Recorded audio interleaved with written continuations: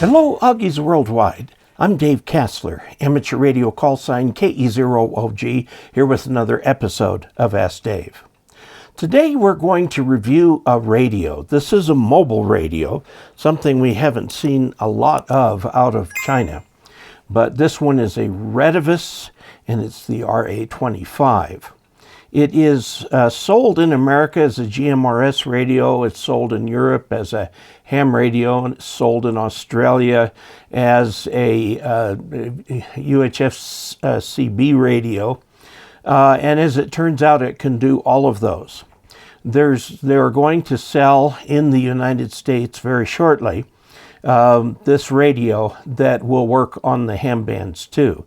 As it turns out, there's a way that you can easily pick which band you want it to work on, and I'm going to cover that in this. Before we go any further, I'd like to pay a special thank you to Gene Fish, who's one of my newest patrons on Patreon. You too can support this channel by becoming a patron at patreon.com/KE0OG.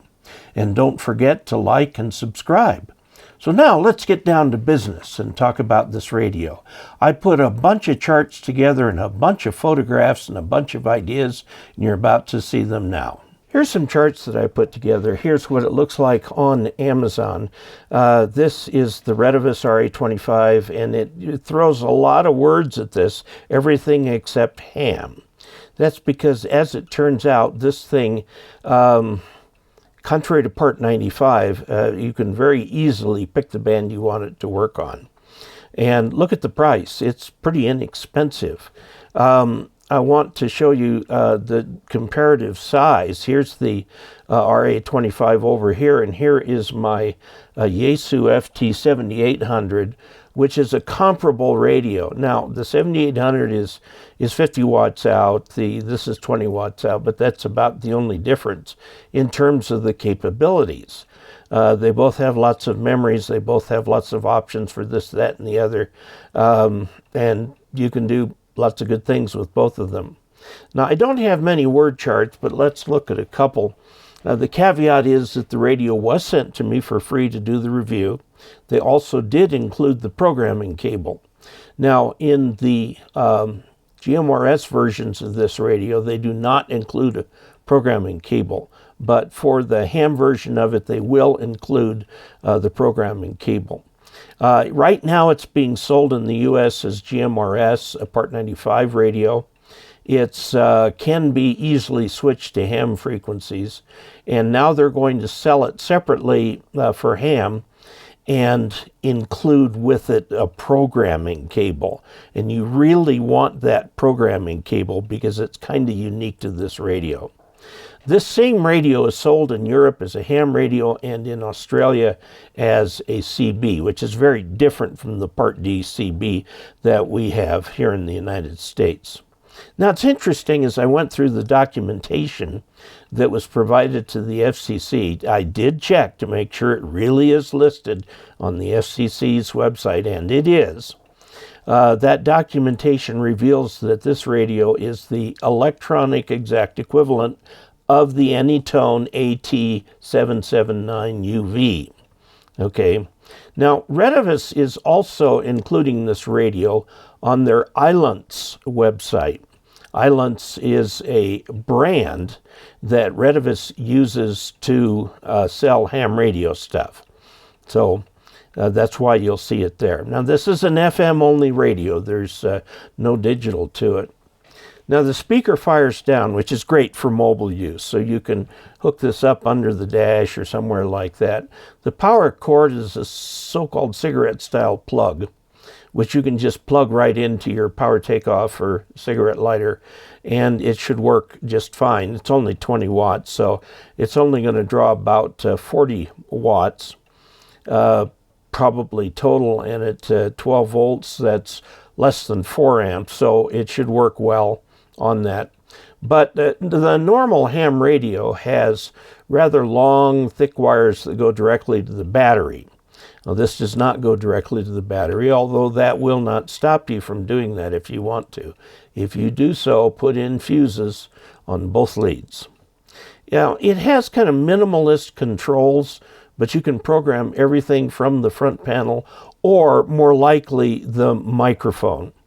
To get a function on the microphone, you press the A key and then the key that you want, and that'll get you that function. There's quite a few functions available just from the microphone.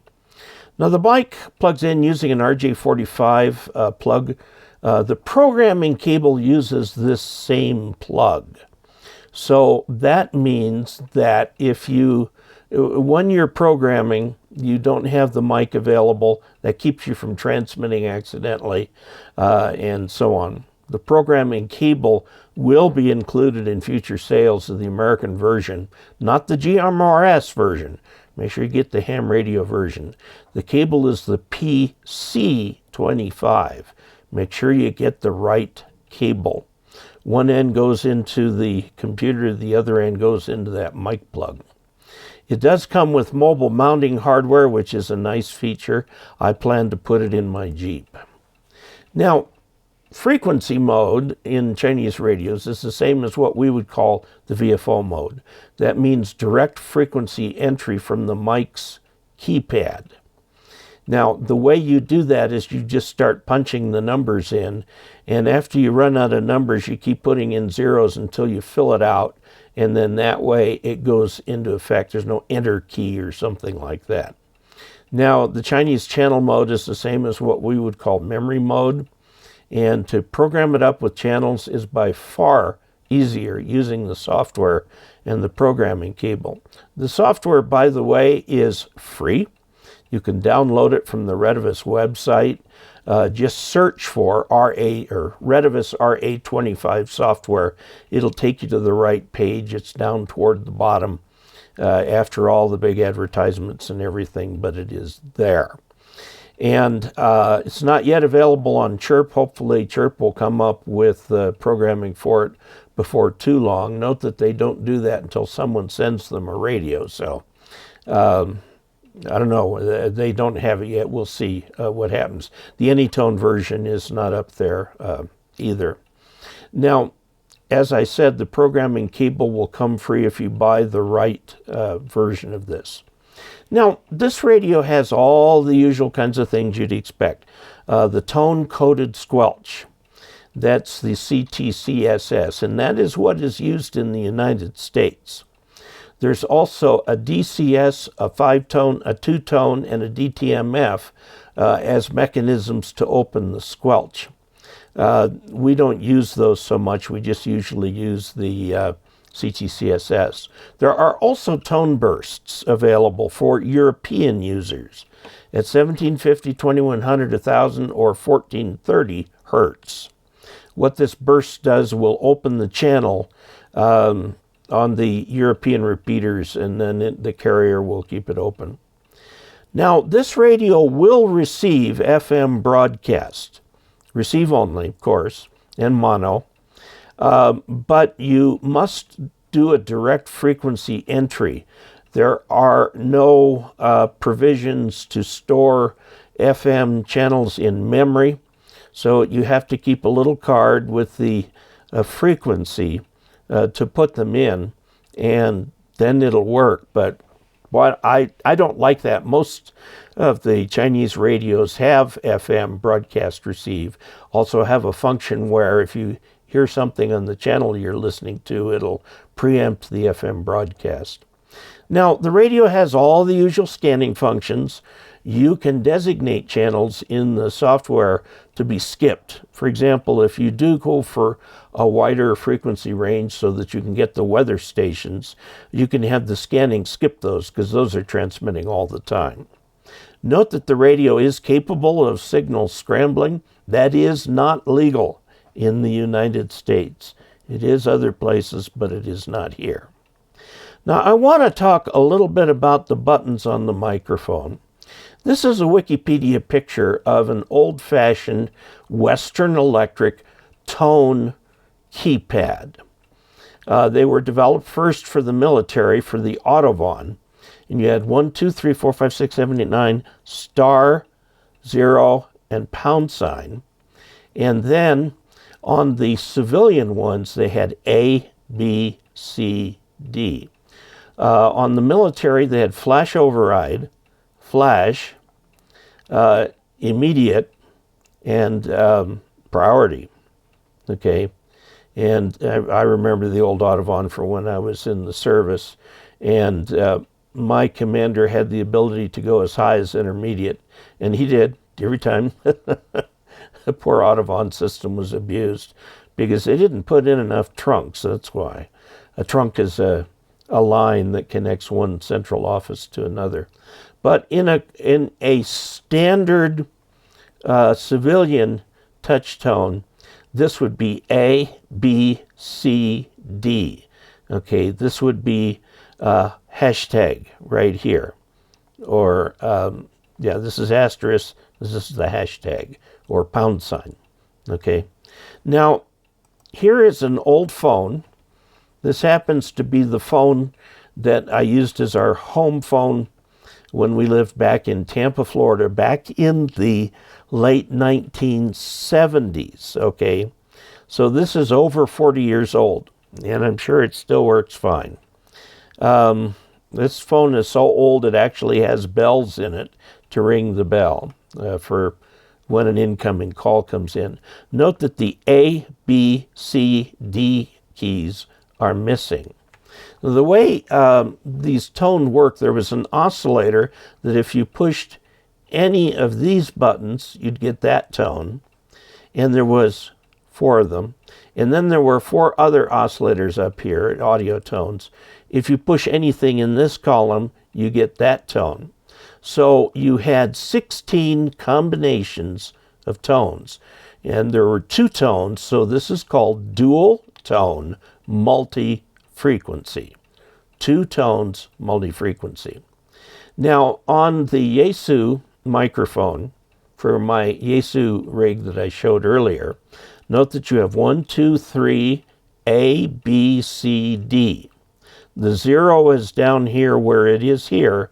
This is marked with the hashtag and the asterisk, okay? So this is a standard plug. Note how this Chinese radios and a number of Chinese radios swivel this around, okay? 1, 2, 3, down to 8, 9, but the 0 key is not here, it's up here.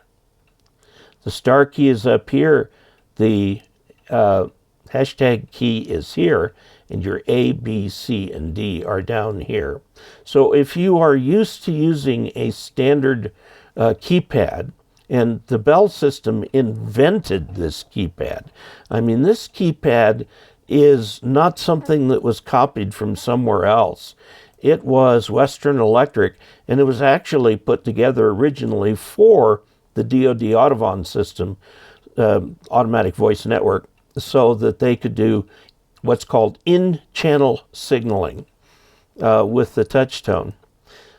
But the Chinese have got to be different. You can see it a little bit better right here, have the A, B, C, D down here. So the hardest one to remember is where the 0 key is, if you have to look for that. But now that we don't do auto patch very much, we don't often use these for their DTMF capabilities, but rather to control functions. A is the function key. You have to hold that down to say that it's a function. And then they've got a selection of the functions here. Monitor, for example, opens the squelch, so you can hear what is under the squelch if you have a weak signal. Function plus V/M goes back and forth between the channel mode, which is the M, and the frequency mode, which is the V. Okay, so you've got the main, the sub, timeout, timer, starting the scanner, things like that that are all available from right here. Now, one of the things that the radio does not do in any of its advertising literature or in the manual is tell you the difference between low, medium, and high power. So I measured it. Here is 2 meters, 146.52 high, and going into dummy load. Now, this is usually a fairly stingy watt meter, but we show over 20 watts. It's advertised as 20 watts. Okay, now on the UHF high, 444 megahertz, high power, 19 watts. Note I've got a little bit of a SWR issue with the dummy load here, but it still gives you a very good idea. Now, if we go down, we go to medium power. Here's medium power on 2 meters, 8.64 watts, and 13 watts with a 1.5 SWR, but 13 watts out with half a watt reflected for the UHF medium. And then here's your low power. Now this is odd. Okay, this is 3.78 watts, whereas on UHF we get 6.9 watts. Okay, so very interesting on the power. The other thing I did was to put these on the scope. This is a Regal Spectrum scope. It's not the beginner level, it's one step up from that. So this is a lab grade instrument. And the sweep is from 0 hertz to 1.5 gigahertz. So here's your 150 megahertz right here. And there's your primary, remember that your primary frequency and its first harmonic are one and the same. Because like the nth harmonic is n times the fundamental. So the fundamental goes up here. This starts at minus 10 dBm. This is relative. I've got a little signal sampler. So you get that in here. The first, the second harmonic, which is up here about, let's see, 150, 300 megahertz is 60 dB down. That's pretty good. It's not wonderful, but it's pretty good. But notice out here, this is the second, third, fourth, fifth harmonic over here is stronger than the second harmonic, and this harmonic is stronger than that, and then past that, nothing shows up.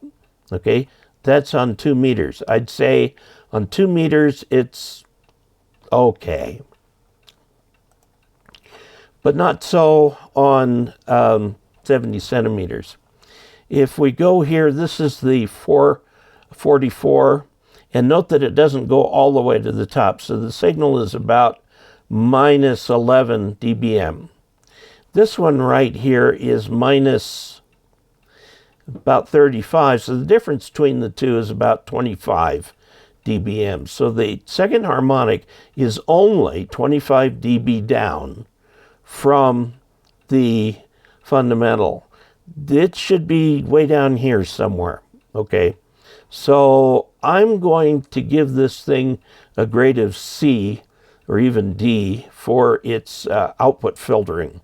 Now, will this be a problem for you? Probably not. Almost all the energy is in this first one, and you've got this little second one over here. If you were to use an antenna that selects for either the 2 meters or the 440, it will cause these harmonics out here to tend to disappear because they won't resonate with the antenna. Okay, but if you use a wideband antenna like a disc cone, it will resonate out, and you will be putting some radiation out that's not on the ham bands. Now, I mentioned this idea of being able to set frequency band. This is an excerpt from Part 95 of the FCC regulations, and it has to do with GMRS transmitter certification. That is a Part 95 service, General Mobile Radio Service. And anybody can get these. You have to pay for a license, but anybody in your family can use the license. And there's beyond that, there's very little in the way of regulation for this service.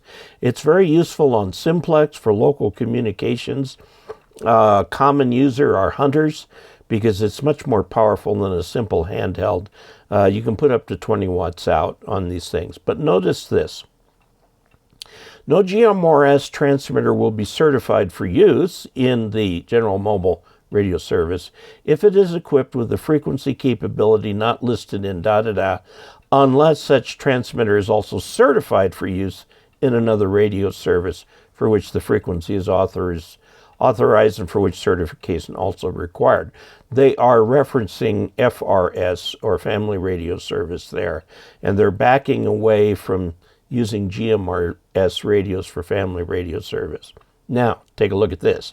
No GMRS transmitter will be certified for use in the GMRS if it is equipped with the capabilities to operate in services that do not require equipment certification, such as the amateur radio service. So it can't be a GMRS radio if there's some sneaky way of turning it to the amateur radio service without opening the case.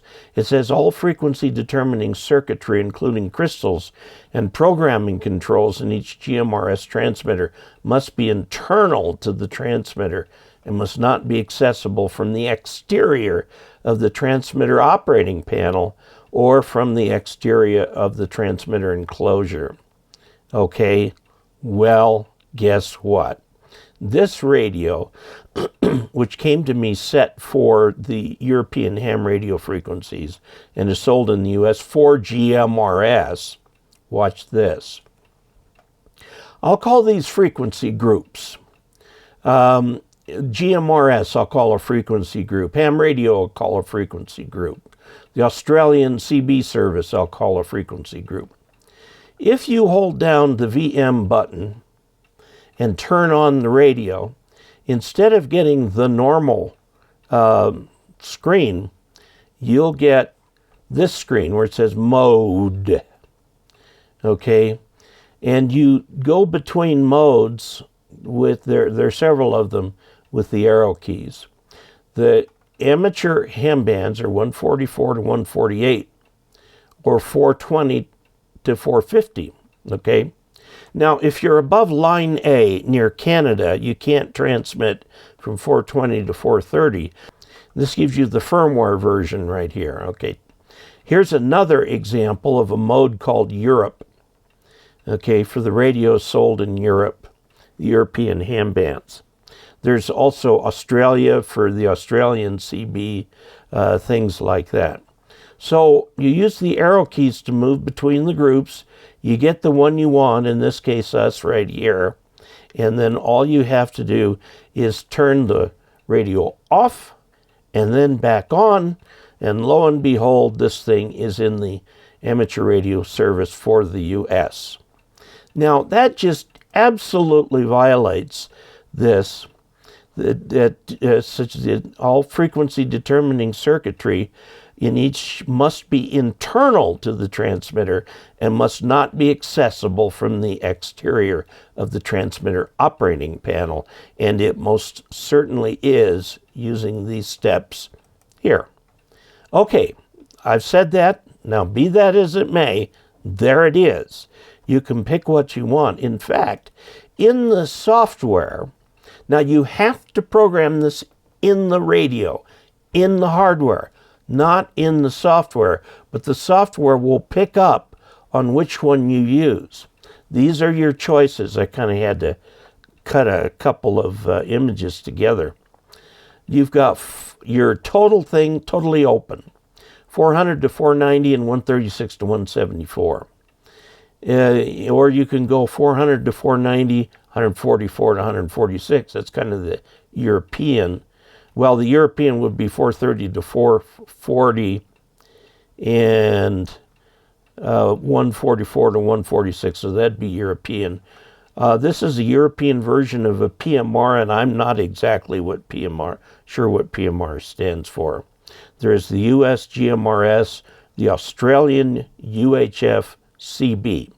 Now, CB, this is not the same as the American 11 meter CB. This is quite different. CB around the world is generally well thought of as a great stepping stone into ham radio. Now, look here. You've got all these different ones. Here's the ham radio one in the US, 420 to 450 and 144 to 148. That's the ham band in the US. However, if you do that, then you won't be able to pick up the weather frequencies, because this is both transmit and receive. So you've got lots of choices here that you can put in. Now, note that although this comes out of the programming software, you cannot pick the one that you want from the programming software. You have to pick the one from the front panel. Okay, and then the programming software will pick up on it and then allow you to program that. Now, some notes on the frequency groups. If you choose strict ham frequencies, you'll not be able to monitor other things like weather or something, so you may have to pick less strict frequencies. You can program up to 500 channels in the radio. Now here's the 500th, and then they've got a PL1, PH1, PL2, PH2, which I think you can program buttons to do. And then here's your top and bottom VFOs, what it will come up as if you turn on the VFO mode or the frequency mode. This is what will pop up, and of course you can change it to whatever you'd like, and it'll get written back in here. So you have quite a standard interface with the programming software, sort of spreadsheet-like, and no, it does not save in a spreadsheet format. Now what you do is you double-click on the More button here, and that brings up all of the parameters for a channel, like 447 receive, 442 transmit, 0.2, is our water dog repeater. 25 kilohertz is wideband. Ham radio is wideband. Transmitter power is high, 20 watts, okay. There's no decode. I do not need a code in order to decode what they send out, but I do need to encode a code. And you click this one here and roll down and pick up the one you want. The optional signaling mode is off. Now the squelch mode means if I get a carrier from that repeater, my radio will open up. Most, not all, most repeaters in the United States do not transmit CCTSS codes, but some do, so you can put it in there so that it will do that. We don't use DTMF, 5-tone, 2-tone, whatever. You can do a busy channel lockout. That means if the radio, when you turn it to that, thinks that there's something on that channel, and it may be that it doesn't pass the code stuff up here, but if there's a carrier on the channel, it won't let you transmit. Scramble needs to be off in the United States. A compander is a way of changing the voice signals somewhat similar to compression on the HF bands. You can, if you want, if you could set it up where it'll take the weather frequencies, put it in here, and you'll need to put something in transmit, but you can turn transmit off right here so it won't transmit, which I would do on anything out of the ham bands. Scan skip, if you want the scanning to skip it, you can do that. Reverse talk around, and I'm not exactly sure what NC stands for. If somebody has an idea on that, put that in the comments, please. This is a scramble and a scramble frequency. Again, these are not legal in the United States. Now there's another function set up to define what's on the startup display. You can tell the display whether to put the name of the channel or the frequency. Want the main on top or on the bottom, and so on.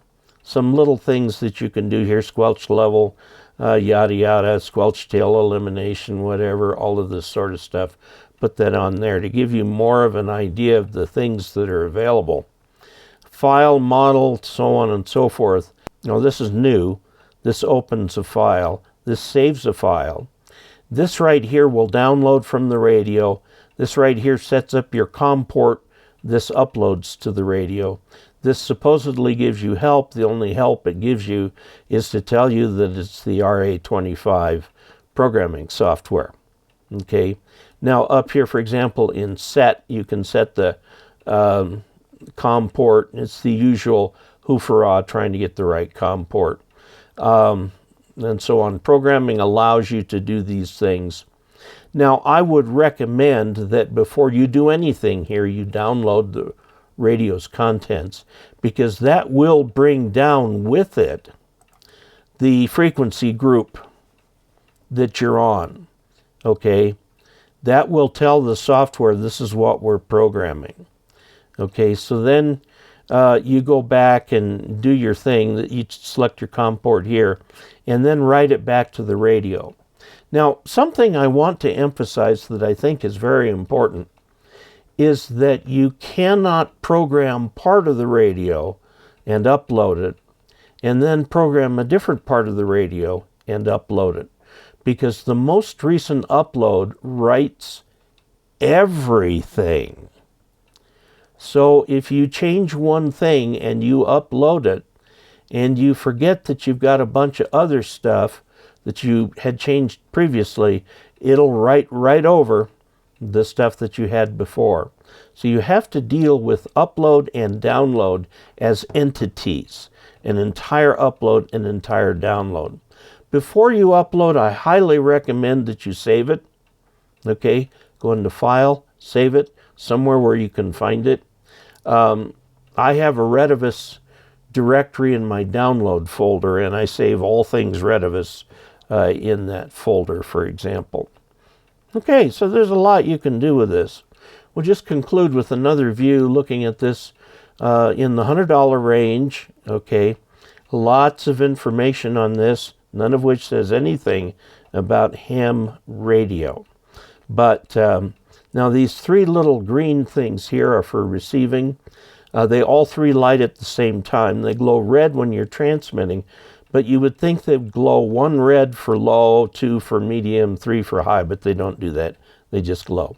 You also get the glow green down here and red up here for transmit. You get your signal strength right there. So, what's the bottom line? This is a middle-of-the-road feature set for a bog standard FM-only mobile radio, or you can use it in your fixed station. There's nothing exotic about this. Then again, it has a pretty complete FM-only feature set at an excellent price. It's a bit low on output power at 20 watts, but if you've got a J-pole up on the roof, this should be more than adequate. Okay? I'd recommend against discones because you're going to end up transmitting those harmonics that I showed you earlier. So you want an antenna that's either dual band, or you want to use some sort of a combiner device so you can have one antenna for UHF and one for VHF or something like that. Okay? So do I like this radio? Yes, I do. Do I recommend it? Sure, why not? It's a nice little radio. They're going to be coming out later in November. It's already the 11th today. In about a week, they'll be coming out with this, and you'll see more about it. Okay? So there you have it. It's an interesting option for an FM-only radio that can be mobile or at your home location. Either way, it doesn't need an external antenna in either case, and it should do pretty well. Now, the one thing that you might have a question about is the 20-watt power limit on 2 meters. As it turns out, that's what all the FM radios were 15 years ago. When you have a line of sight, adding extra power is not going to get you extra signal to noise ratio, but it's only in those remote cases where you're right at the radio horizon or something like that. So I like the price, $100. It's programmable. Hopefully Chirp will come up with something for it soon, and it seems to work just fine. Was very happy with it. Again, caveat, they did send me this radio to review. So, and I get to keep the radio. I mean, the cost of the radio is $100. That's not enough to be considered a sponsorship, but it is enough that I want to alert you that they did give me the radio to do that. So if you have listened this far, you may like this channel well enough to support it financially, and if you want to do so, you can go to dcasler.com/support and find a way that works for you. Please like and subscribe, and until we next meet, 73.